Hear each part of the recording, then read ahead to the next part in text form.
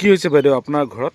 মোৰ ঘৰতে 12টা খুমাই উঠি পেলাই চাইছোঁ গৰু আছিলে আৰু দুটা খুমাইতে মই উঠি চাইছে গৰু গোৱালি নাই, ৰছী কাটি পেলাই লৈ গৈছে। আৰু কেইটা গৰু? 3টা, 2টা গাই গাভিন আছে, এটাতো কলা আছে, দামৰি আছে, তাৰ মাজতে এনেকা বগা টিকা আছে, সেই গাই লৈ গৈছে। এটা বগা আছে, একটা বগা একটা লাল।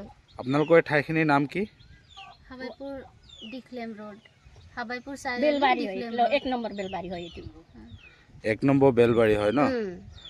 আজি এই প্ৰথম হৈছে নে আগতো হৈছে? নাই, এই প্ৰথমে হৈছে। আগত তেনেকুৱা ঘটনা ঘটিছে নেকি? আগত তেনেকুৱা ঘটনা এবাৰ গাঁৱত প্ৰথম হৈছে এবাৰ। আপোনালোকৰ ঘৰত প্ৰথম আৰু গাঁৱত আগতো হৈছে? গাঁৱতো এবাৰ নহয়, দুবাৰ নহয়, 4-4বাৰ হৈ আছে।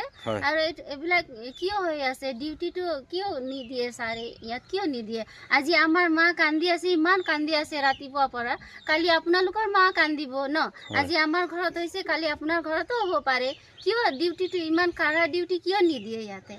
আপোনালোকৰ যে এই ঘটনাটো হ'ল তাৰ ওপৰত আপোনালোকে পুলিচ প্ৰশাসনক জনাইছেনে? জনাইছো, আহিছে ৰাতিপুৱাহে আহিছে। আৰু কি কৈছে তেওঁলোকে? তেওঁ কৈছে ৰাতিটো গাড়ী ধৰিছিলো মই, আমাক খুন্দা মাৰি কিনে পলাই গৈছে, আমি ধৰিব নোৱাৰিলো বুলি কৈছে। আৰু মই সুধিছো আপোনাৰ গাড়ীত যদি খুন্দা মাৰিছে আপোনালোকক একো হোৱা নাই যে? আপুনিতো ভালে আছেচোন, গাড়ীতো একো চোট একো নাই বুলি মই সুধিছো।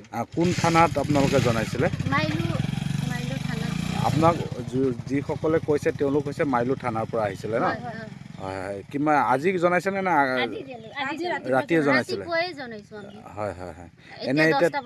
এনে তেওঁলোকে আৰু কি ক'লে যে বস্তু তেওঁলোকে গৰু আপোনালোকক প্ৰশাসনৰ ফালৰ পৰা আনি দিব পাৰিবনে নে নোৱাৰে বুলি ক'লে? তেওঁলোকে কৈছে যে এইটো ইমান সহজ কথা নহয়, বস্তুটো ডাঙৰ বিষয় হয়, সেইকাৰণে আমি চালি জালি চাম। আৰু এতিয়া আমাৰ অচি ছাৰ নাই, অচি ছাৰ আহিলে কথা পাতিব লাগিব। কথা পাতিলে কি হ'ব কি নহয়, কাৰণ এনেকুৱাতো আৰু আমিতো ডিউটি দিয়ে আছোঁ, কিন্তু আৰু বস্তুটোতো আৰু ধৰক আমিতো আৰু সমাধান কৰিব পৰা নাই বা ধৰিব পৰা নাই। আমি বহুত দিনৰ পৰা চাই আছোঁ, মানে ডিউটি দি আছোঁ, তথাপিও আমি কৰিব পৰা নাই। এতিয়া ৰাতি আমাৰ স্কৰ্পিঅ' গাড়ী আছিলে বোলে, আমাৰ গাড়ীতে খুন্দা মাৰিছে, কিন্তু আমি পিছে খেদি গৈছিলোঁ লংকালৈকে, ধৰিব পৰা নাই বুলি কৈছে। এতিয়া ছাৰ মানে পুলিচ প্ৰশাসনে যদি খেদি যাওঁতে একো কৰিব পৰা নাই, মানে আমি আমাৰ নিচিনা দুখীয়া মানুহবোৰ কি কৰি থাকিম? কাৰণ আমিতো গৰু ছাগলী পুহি কিনি যেনে তেনে জীৱনটো কটাই থকা হৈছে। চাকৰিটো সকলো ঘৰত সম্ভৱ নহয়।